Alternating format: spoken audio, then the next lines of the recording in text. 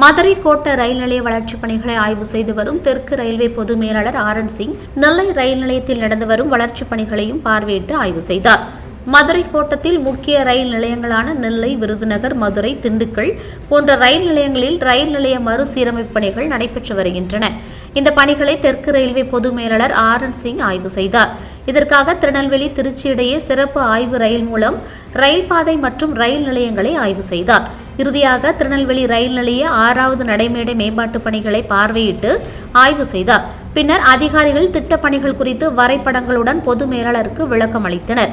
திருநெல்வேலி ரயில் நிலையத்தில் ரூபாய் 92.8 கோடி செலவில் மறுசீரமைப்பு பணிகள் நடைபெற்று வருகின்றன. இதில் கிழக்கு மேற்கு பகுதி ரயில் முனைய கட்டிடங்கள், 12 மீட்டர் அகல ரயில் பாதை, மேற்புற பகுதி பயணிகள் காத்திருப்பு வளாகம், எஸ்கலேட்டர்கள், லிப்டுகள், மேம்பால நடைப்படிகள், வெளி வளாக மேம்பாடு, நடைமேடை மேம்பாடு ஆகிய பணிகள் நடைபெறுகிறது. இங்கு ரயில்களை தாமதமின்றி இயக்க கூடுதலாக 6வது நடைப்படை அமைக்கும் பணிகள் தீவிரமாக நடைபெற்று வருகிறது. இதில் 60% பணிகள் நிறைவு பெற்று அடுத்த ஆண்டு பிப்ரவரி மாதம் பயன்பாட்டிற்கு வர உள்ளதாக ரயில்வே நிர்வாகம் சார்பில் தெரிவிக்கப்பட்டுள்ளது. திருநெல்வேலி நிலைய ஆய்வுப் பணிகளை முடித்துக் கொண்டு இங்கிருந்து திருச்சி வரை ஆய்வும் ரயில்வே வேக சோதனை ஓட்டமும் நடைபெற்றது. இந்த ஆய்வின் போது கட்டுமான பிரிவு முதன்மை நிர்வாக அதிகாரி சுசில்குமார் மௌரியா, முதன்மை பொறியாளர் சஞ்சய் பிரசாத் சிங், மதுரை கோட்ட மேலாளர் ஓம் பிரகாஷ் மீனா உள்ளிட்டவர்கள் கலந்து கொண்டனர்.